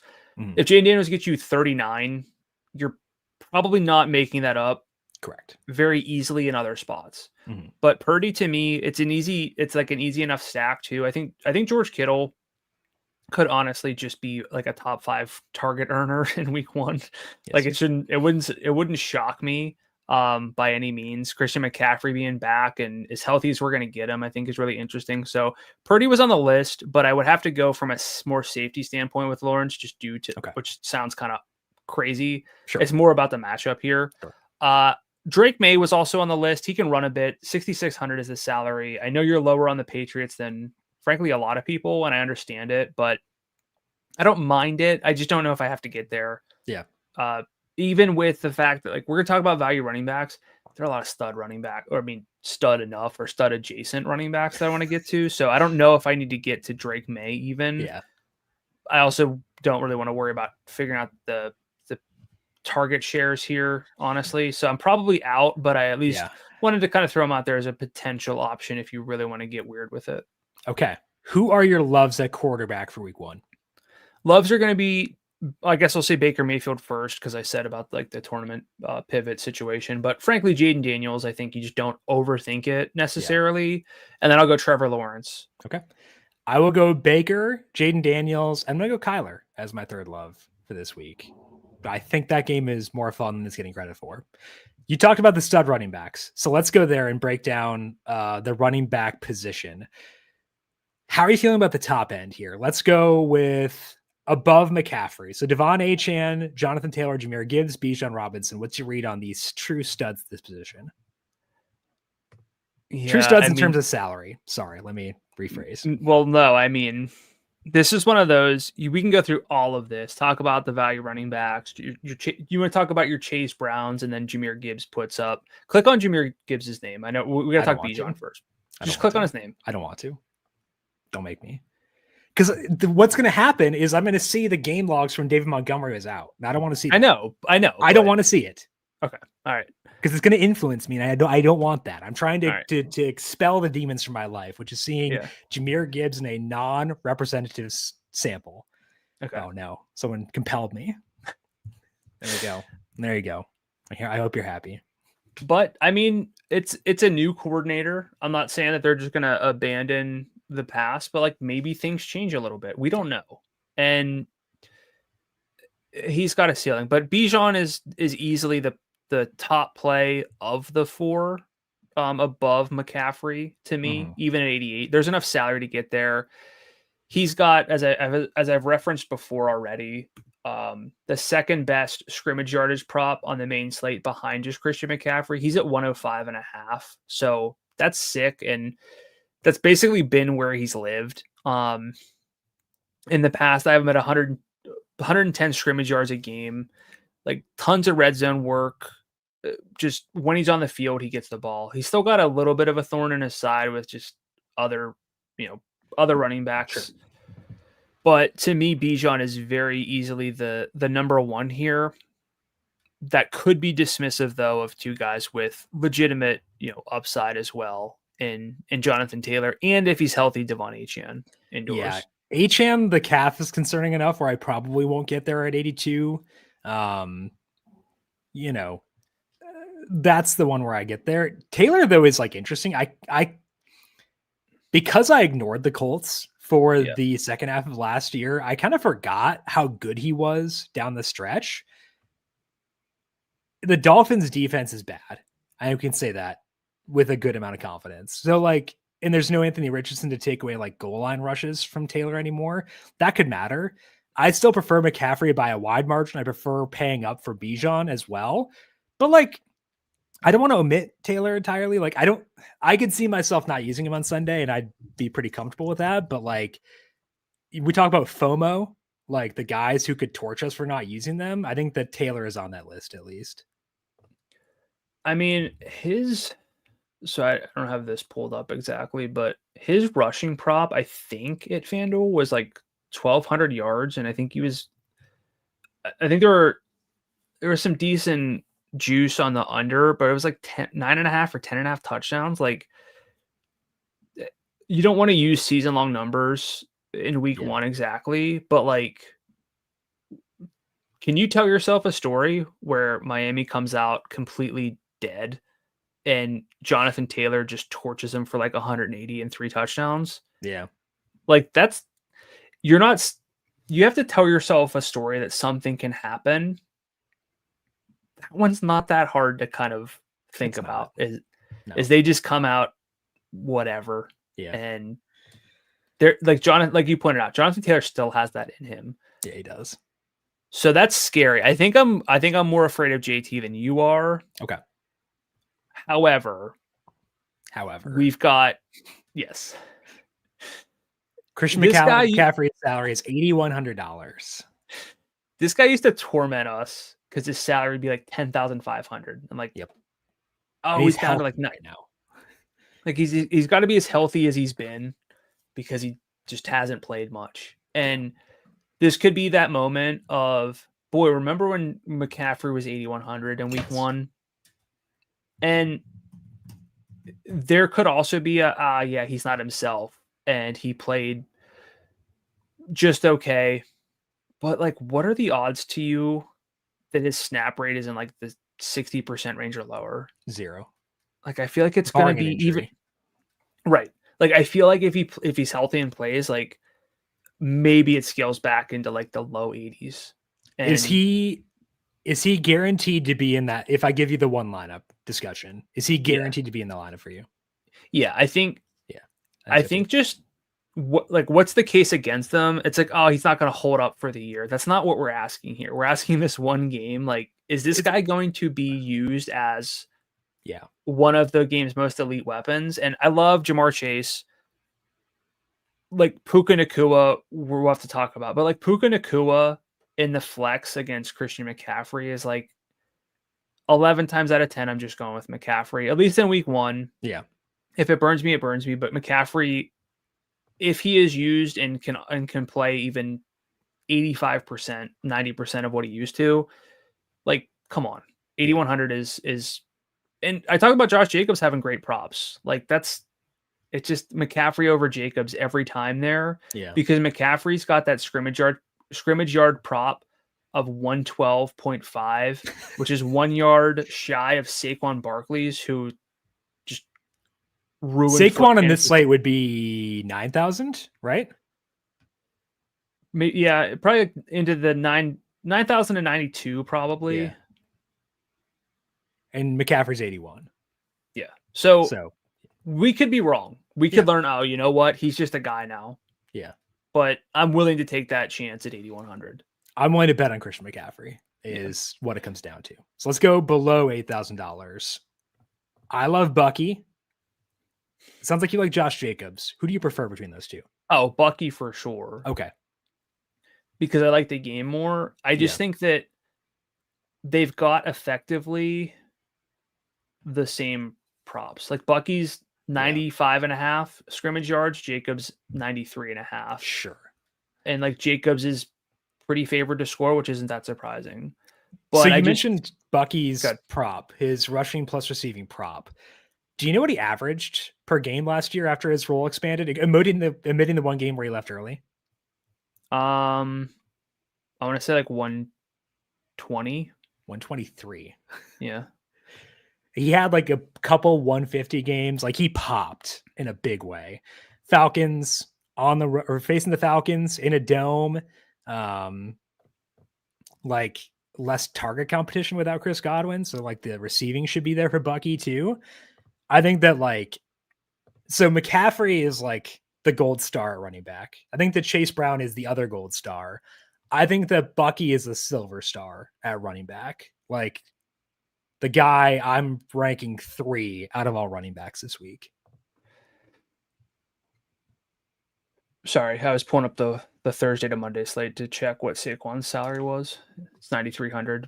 Okay. You gave Bucky a silver star, second place. Yep. Or is this there are tiering? 2 gold stars with Chase Brown and Christian McCaffrey. Okay. So he's All right. silver star, but ranked 3rd. Okay. It's very confusing. All right. You mentioned James Conner. Good matchup. Amazing red zone role. Gets a lot of passing game work. Weirdly elusive despite his age. I'm still having a hard time at 75. I just feel like the yardage can't quite justify it given his proximity to Bucky, McCaffrey, etc. Sell me on James Conner if you want to. You might not want to. I mean, I'm not gonna try to sell you on him over Bucky. That's not what this is. This is more his scrimmage yards props 88.5. He's minus 155 to score. That's about as good as anybody's that you're gonna see. Yeah. And I get it from a scrimmage yard like conversation standpoint, but his numbers were better last year. He is this right? I don't remember this. Did he go 122, 138, and 166 basically to end the year? He had a lot of 100-yard games. I guess I don't remember it quite that well. But I mean, the rushing yards alone is there. So I just don't know if it's fair enough to say like, the yardage isn't quite there for him compared to Bucky. He had 9 100-yard scrimmage games last year, which is a lot. Yeah. So like, yeah, Bucky's more likely to get you 150 than James Conner, but I would potentially argue that Conner's more likely to score twice. I could probably look that up easily, but sure. I think that makes sense. He's 4-1 to score twice. I don't have all those offhand, but like that's got to be pretty decent. Yeah. Okay. I'm still not quite sold, but I get it. Kyren, speaking of guys who could score twice, with his absurd red zone role, Kyren Williams, matchup is very tough. I think Houston is phenomenal defensively. The role for Kyren is always good. The yardage not always as good. So I'm not I kind of view him similar to Conner, where it's like, yeah, I get it, but I probably won't get there. I think that's unfair to James Conner to compare the yardage to Kyren Williams. Okay. I think you're right. I will backtrack and say that you're right there. Yeah, I think that's proper. I respect Houston's defense a lot. We don't know how healthy Matthew Stafford is. We got Devontae Adams in town. He could just kind of demand a massive red zone role. So I'm not really there for Kyren. If he does have kind of a Kyren game, he punches 2 in and gets to like 89 yards. It's fine. It's probably not going to kill us though. Yeah, I think that makes sense too. Let's talk about Alvin Kamara though. Yeah. $7,100.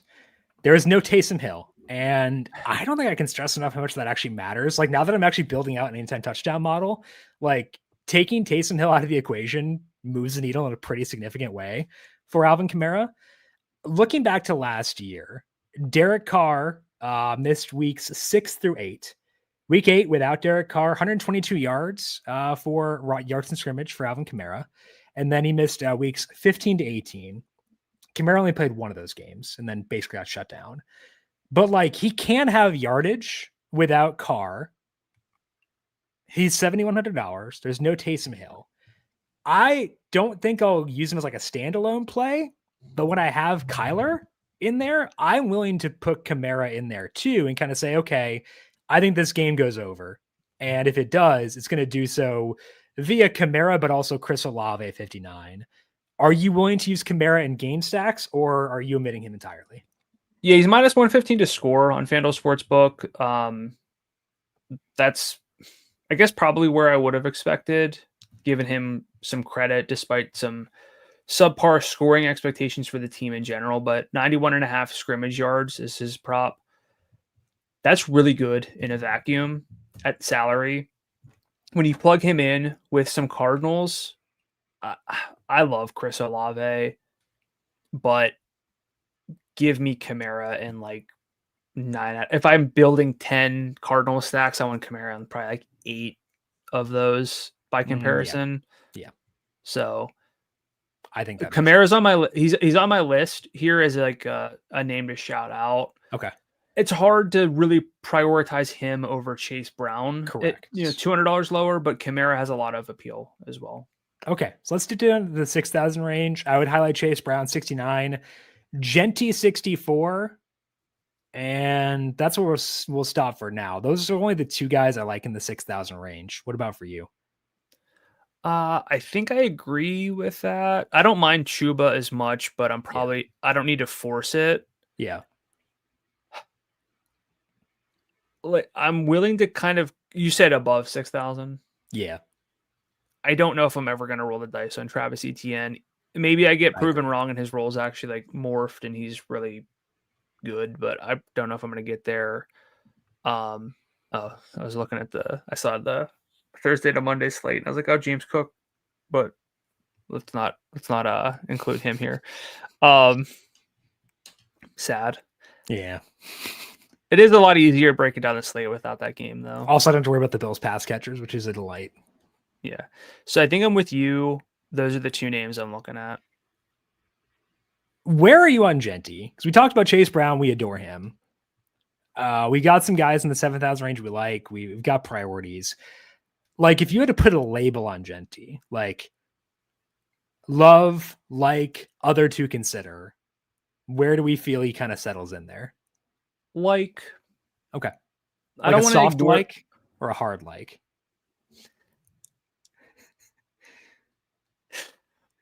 It sounded pretty soft, I'm not gonna lie. Probably a pretty soft like. Okay. Because I just don't know. You got to ask yourself the question. First of all, he's going to be relatively popular. Yeah. But you have to ask yourself that question of what to you, and I'm literally asking you this, like you, Jim. Yes. What do you think his best range, like his best outcome is that's realistic in terms of snap rate, yardage total, and red zone roll? Best case? Yeah, like best case snap rate could be 90%. Okay. But I think meeting expectation is like 65, 70, given it's week one. Yeah. But I think the floor is like 60. So it's like his median is not that much higher than his floor. All right. I don't know. That's kind of weird, right? I mean, I just would be surprised if he and this is one of those that people, thankfully, people don't clip us and stuff, but I'd be surprised if he played over 75% of the snaps. Okay. I don't know why I feel that way. Like his props are great, but it's the Raiders. And like Carroll did tend to use a lot of like multiple running back situations in Seattle. Chip Kelly used 2 running backs last year at Ohio State. I know those because they were both crazy talented. But yeah, I don't know.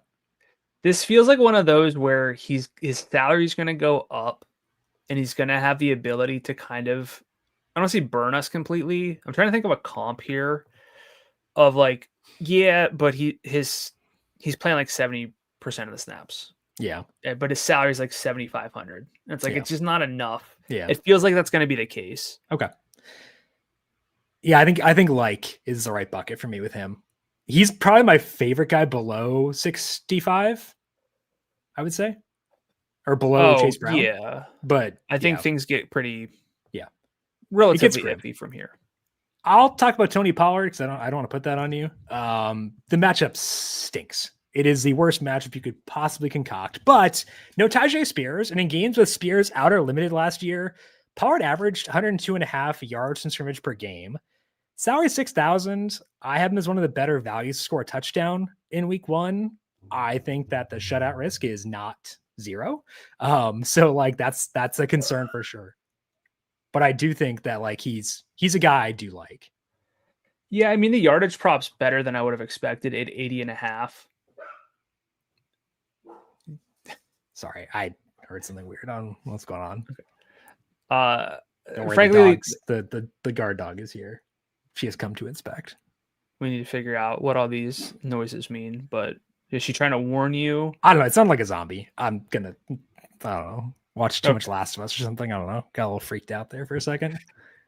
I understand where you're coming from. This feels a little bit like what's the highest end output here, but it's Yeah. probably like, but that's also not fair because the salary's low enough. And we talk about like we need that 20-point potential. He does have it. I don't know if he has it in this game. He only got there once last year. This could be a much more functional offense this year. I wouldn't be surprised though if he gets like 20 carries for like 74 yards and doesn't score. Yeah. Because the team just doesn't have a lot of red zone trips. I think that's a little bit too much for me to want to get into, especially when I don't really care about stacking the other side of this game. So Yeah. I don't know if I get there very often. Okay. Who would you highlight below 6,000 then? I guess Tyrone Tracy. Yeah. It's a little tepid. I should feel better about it. I don't know why I don't.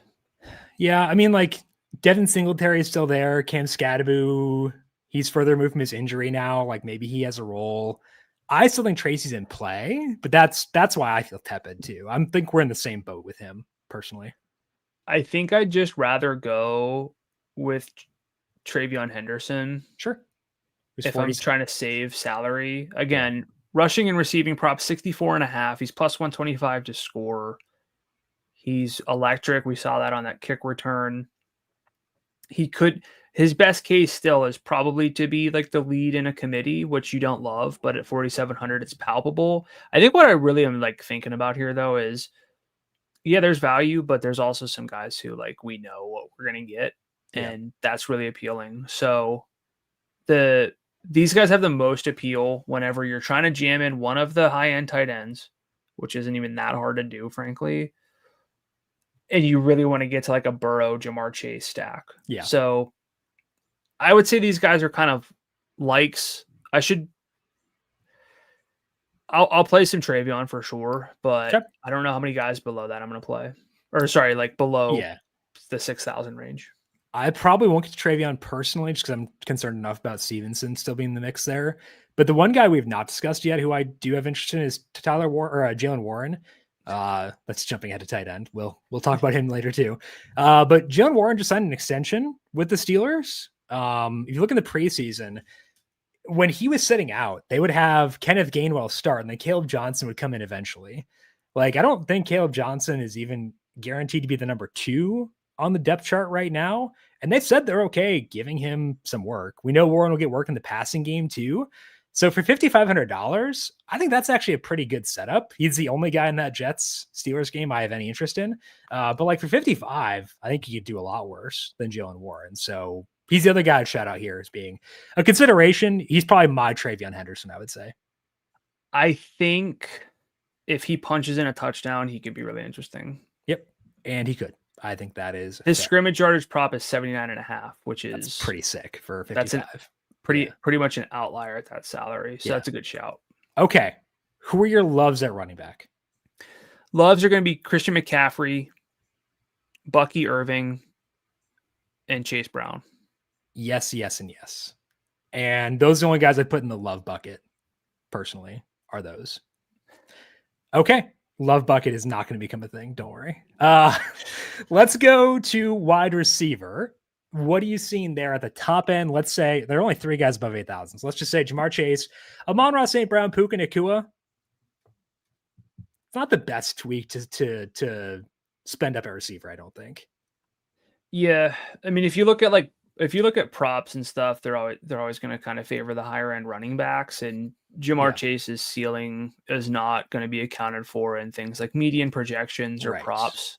Right. Jamar Chase just has that ability to take anything to the house. He does. And it's like one of those, but also he ended the season with 14, 15, 8, 11, 18, 9, 13, 17, 11 target. Like when you get that, you're going to have chances to score. And there's a lot of appeal there. We have value to get to Jamar Chase. What I really want to see is like which running backs I can get in with Jamar Chase. I think the biggest concern there is like that to me is probably a Trevor Lawrence lineup, which then also means I'd want Brian Thomas, which becomes a little bit tricky. But Jamar Chase to me is the biggest knock on him is that I think he's going to be popular. Yeah. Because you can get to him. And that's the downside there. And again, it's like, on the road, Browns defense has some pieces in the secondary. There's some win there. I'll use him, but I'm not going to prioritize him. I do like the upper 7,000 range at receiver though. I think it's sick. Love Nico, 79, really high on Malik Neighbors for game stacks. Brian Thomas is fun, given the matchup. Mike Evans, 75, not a lot of target competition there. So I would say the 7,000, the Evans through Collins range. I like all those guys. If I had to rank them, that's tough. I'll probably have a lot of Evans due to game stacks, but outside of game stacks, it's probably between Nico and Neighbors for me, but BTJ is up there too. It's really tough. I like this range a lot. Where are you at with these guys? It's tricky. Did you set specific parameters though?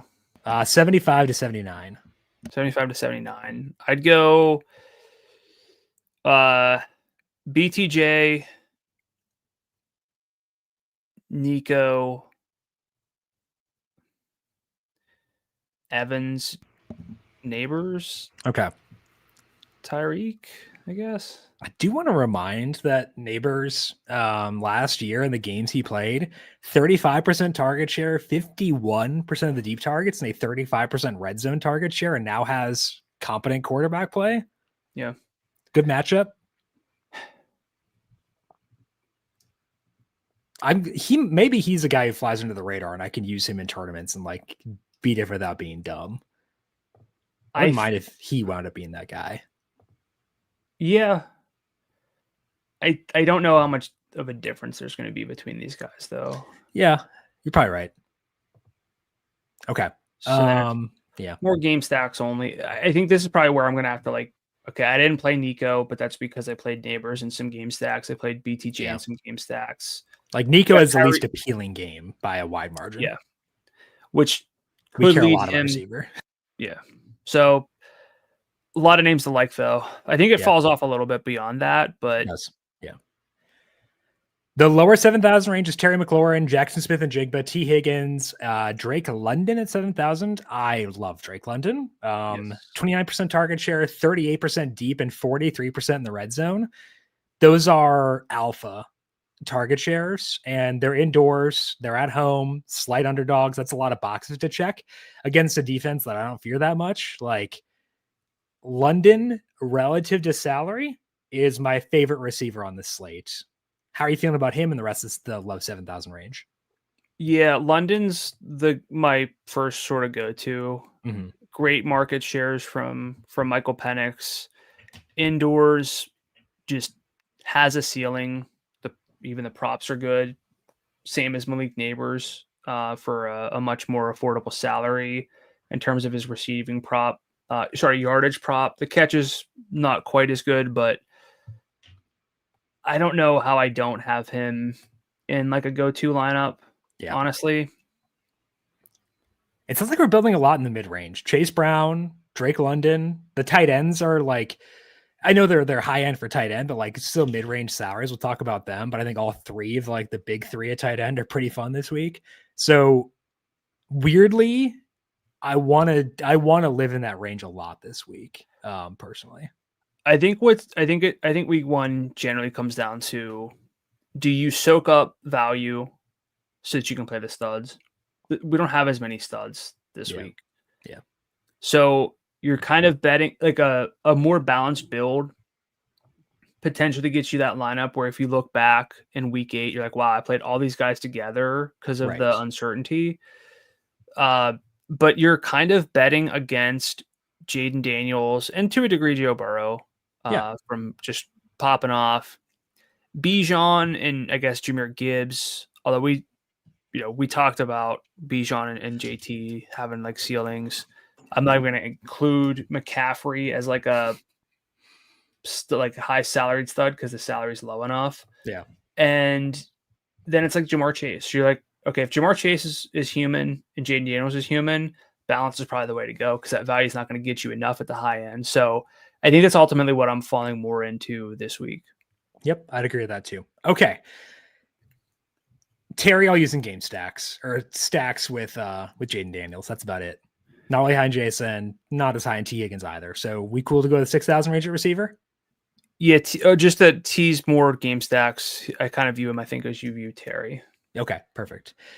In the 6,000 range, I don't really like a lot of the upper end guys. Why are you laughing? Just curious to see what Devontae Adams looks like here. At 69? Yeah. Nah. I'm not there, but never know. Curious. Oh, you mean curious who he looks like in the offense?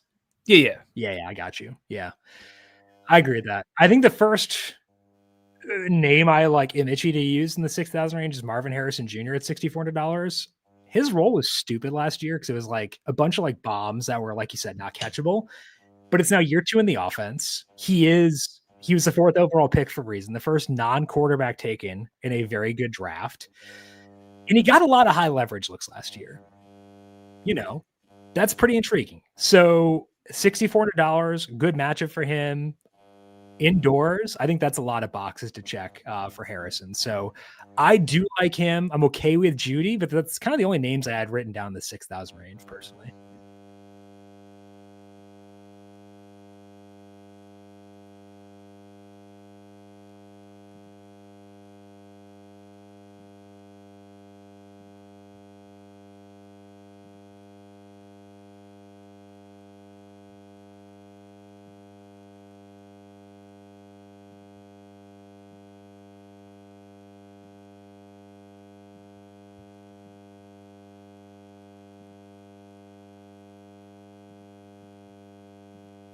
I can't actually hear you. So we'll see how this goes. It's very possible that's on my end, but we'll see. Anyway, I'm just going to watch your lips and see if you're talking. We'll see. It's very possible it's on my end. I got to be honest here. Anyway, let's go down to the lower range at wide receiver. Joel Jennings salary is $6,000 for him. I'm worried that he's going to lose some snaps this week. So, that is what it is. Not super intrigued there. Olave 59, I like. Can get behind that as far as part of game stacks, but then lower 5,000 range it picks back up. Jalen Waddle $5,500. You've got Josh Downs at 52, and then you do have Emeka Egbuka at $5,000. So there are names here who I do like and am willing to use. What about you? And I'll try to read your lips to see what you say.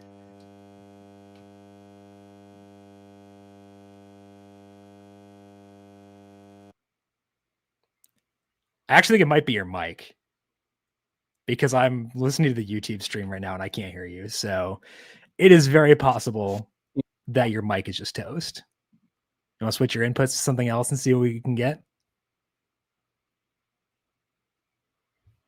I still can't hear you. Keep talking though, so I can at least tell when you cut in and out. All right. Well, I tried to change my inputs. Did it do anything? Yeah, now I can hear you. It's very obviously not your usual mic, but at least I can hear you. Well, maybe my mic died, but everything seems It's very fine. possible it did. It's not very new. Yeah. Okay. So in the 5K range, I like Travis Hunter as a game stack option. Okay. Could be one of those spots where, he's kind of more of a receiver than we realized. That seems like what the notes are, and 5,700 could be a little bit low if he morphs into like a 22% target share guy behind Brian Thomas, and it's just those two names. Tet McMillan, 5,600, same game. Interesting. We talked about the rookies, but high draft pick. Receiving props actually pretty nice at 65.5, which is target competition's pretty bad there too. That is 1 yard shy of Amon-Ra St. Brown's receiving prop. Oh, for context. So that's kind of interesting.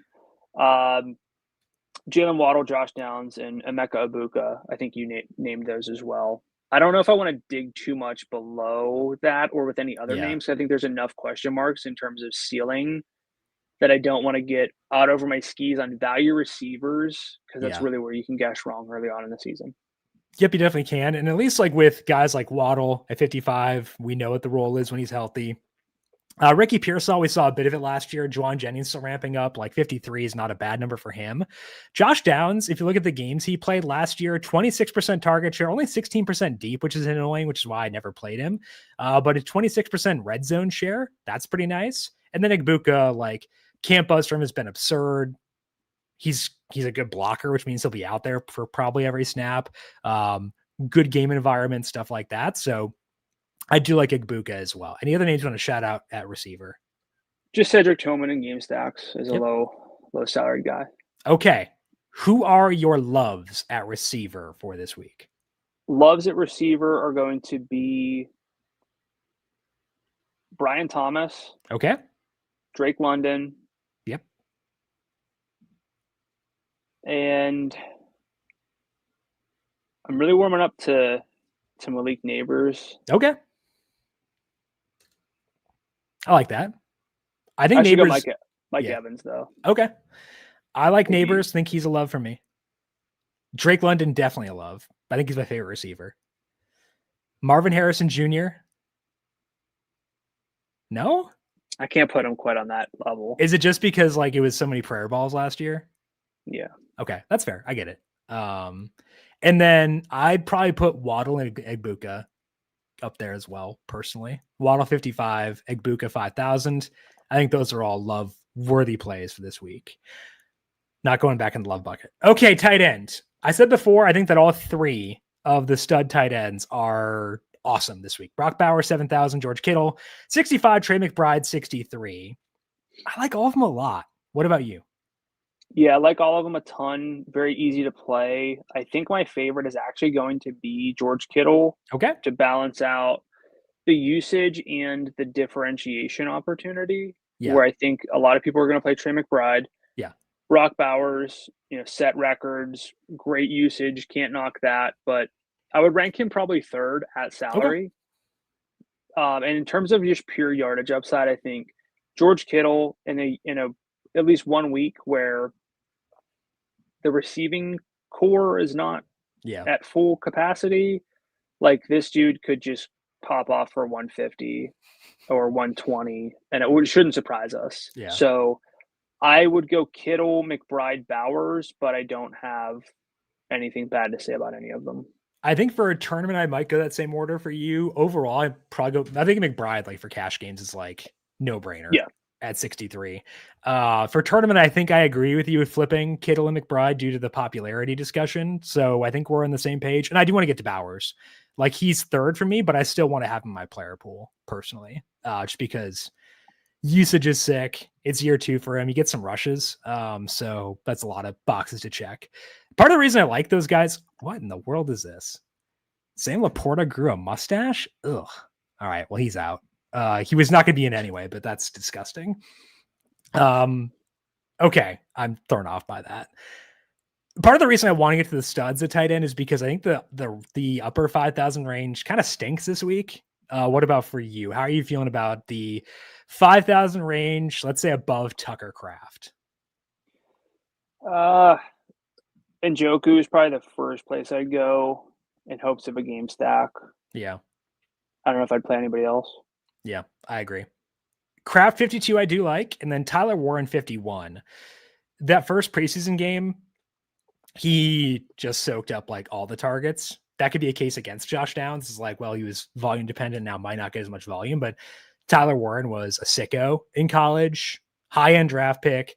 Daniel Jones is not amazing, but like he can get the ball to his pass catchers. So I think that Kraft and Warren are the guys I'm turning to if I want to spend down. Any other names you want to shout out at tight end?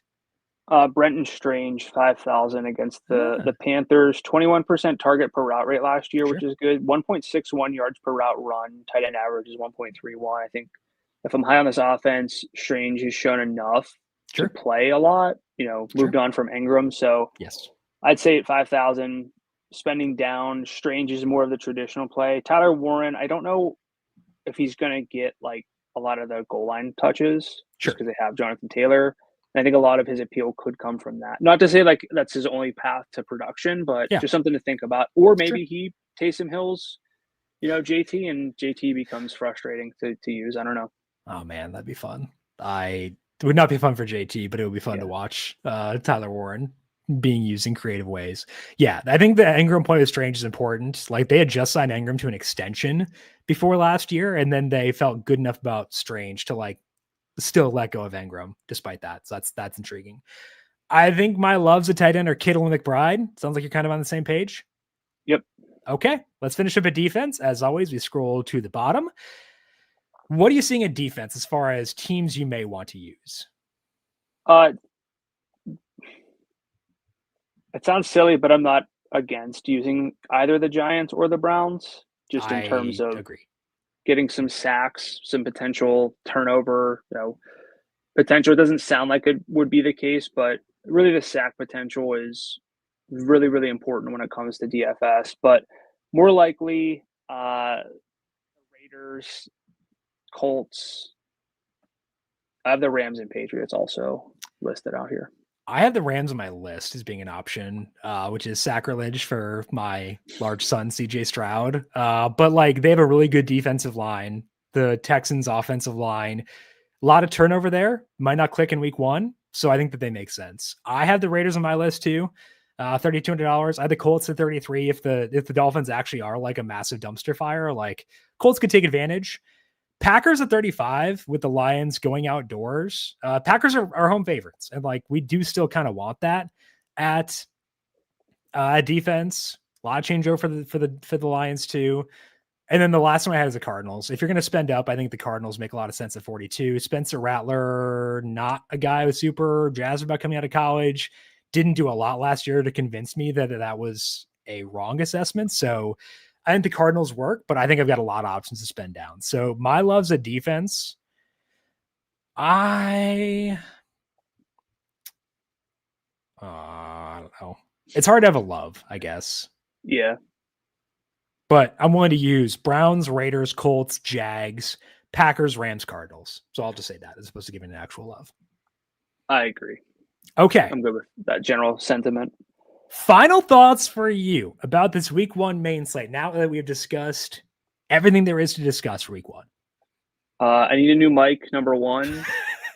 And number two, I would say I'm really warming up to the higher salaried running backs who I think have very easy paths to big games, as opposed to selling myself on some value backs who need everything to break right in their more limited snaps, and then also hitting on the wide receivers, which are harder to figure out even at the high end. So I'd rather go a little bit more with the higher salaried running backs and more of the mid-level at receiver this week. All right. This time my stream froze. So that one's on me. I tried to close some tabs, and for some reason that actually made things worse. Who can say? Never close your tabs. That's your takeaway, kids. Yeah, I think for me, it's kind of, I know. Allowing myself to live in the mid-range, even though that feels counterthetical to the way we want to play things for week one, where we do have a lot of value, but like Chase Brown, Drake London, like, we talk about value as far as being low salary plays. Sometimes value is like guys who are just lower salary than they should be. And to me, that's Chase Brown, that's Drake London.